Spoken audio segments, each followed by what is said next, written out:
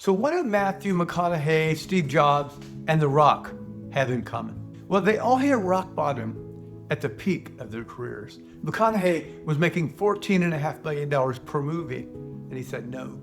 Jobs built Apple from his garage and got fired from his own company. The Rock was a professional football player until he got cut and ended up with $7 in his pocket. And here's what they learned. Some things must burn before new things can grow. You know why the Forest Service sometimes starts fires instead of putting them out? Well, because some ecosystems require fire to survive. Lodgepole pine cones won't release seeds without extreme heat. Wildflowers won't bloom without ash in the soil. So for 100 years, we suppressed every forest fire. We thought we were protecting the forest. Instead, we created dead undergrowth and catastrophic wildfires because we didn't understand a fundamental truth. You can't build something on top of something dead. These three people had to learn the hard way. Let me tell you their stories. It was November 1995. Dwayne Johnson is 23 years old. He just got cut from the Canadian Football League. His dream of playing professional football is over. He's clinically depressed.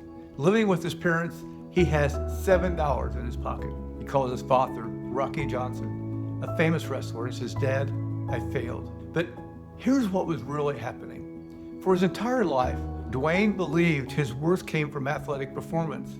If he wasn't succeeding on the field, he wasn't valuable, period. His dad had been a wrestler. His grandfather before him had been a wrestler. But Dwayne wanted to do something different. He wanted to prove himself through football.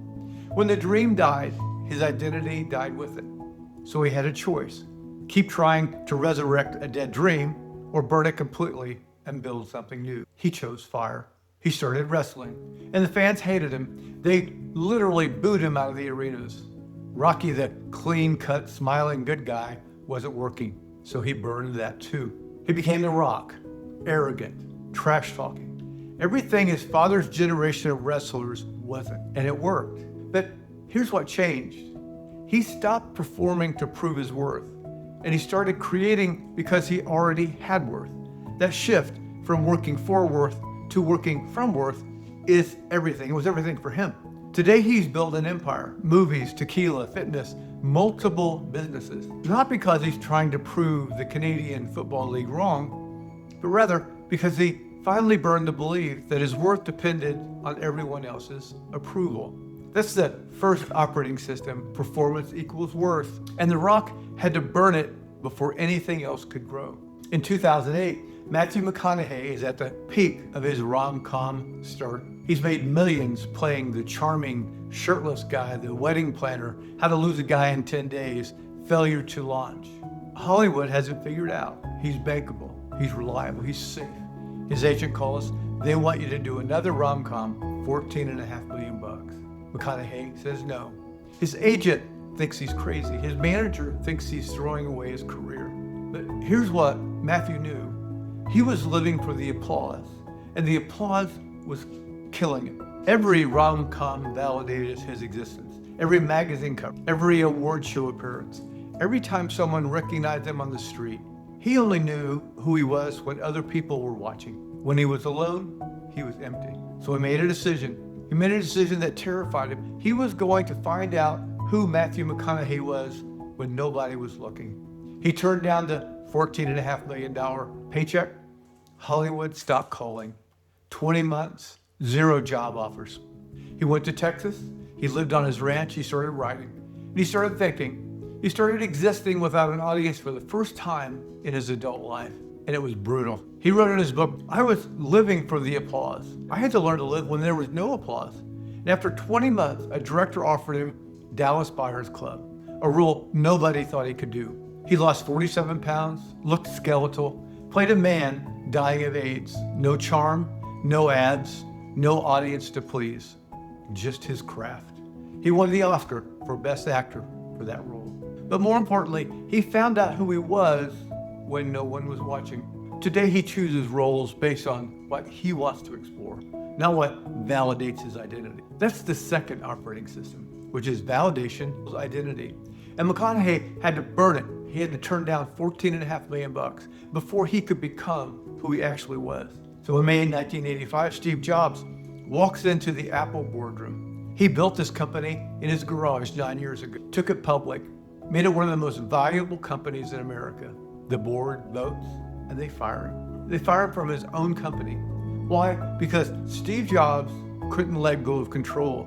He micromanaged product design. He screamed at engineers. He inserted himself into every decision that drove them crazy. His leadership style was, if I don't control it, it will fail. You know what? He was right, as long as he was the product. But a company can't scale when the founder is the bottleneck in every decision. So they fired him, and it destroyed him. He later said it was like getting punched in the stomach and having the wind knocked out of him for months. But here's what happened in the wilderness. He started Next Computer. He built a team, and for the first time in his life, he learned to trust people who were smarter than him in their domains. He bought Pixar, and he learned to trust John Lasseter's creative vision without controlling every frame. For 12 years, he learned the hardest lesson of his life. Control doesn't equal safety. Trust does. When Apple bought Next in '97 and brought Steve back, he was different. He hired Tim Cook to run operations. Then he actually let Tim run operations. He hired Jody Ive to design products, and then he trusted Jody's vision without inserting himself into every detail. The old Steve Jobs would have micromanaged them both into quitting. The new Steve Jobs built systems he could trust. And here's the proof the transformation worked. When Jobs died in 2011, everyone predicted Apple would collapse without his control. It didn't. Tim Cook has run Apple for 13 years. The company is worth over $3 trillion because Jobs finally learned to build trust systems instead of control systems. That's the third operating system. Control equals safety. And Steve Jobs had to get fired from his own company before he could learn to let it go.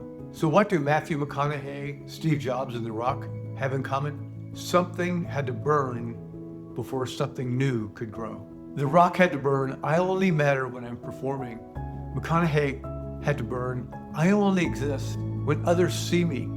Jobs had to burn, I'm only safe when I control everything. These aren't personality traits. These are operating systems installed in childhood, and they run your decisions until you identify them and burn them. That's what Chapter 7 of the Diagnosis teaches you in my Futureself Architecture series. It shows you which of the 3 operating systems you're running. Authoritarian, often like The Rock, seeking worth through performance. Permissive, like McConaughey, needing validation to exist. Or inconsistent, like Jobs, requiring control to feel safe. Then the book shows you the Phoenix Protocol, the 4-phase framework for burning corrupted code and rebuilding from a clean foundation. The Rock went from $7 to an empire. McConaughey went from rom-coms to an Oscar.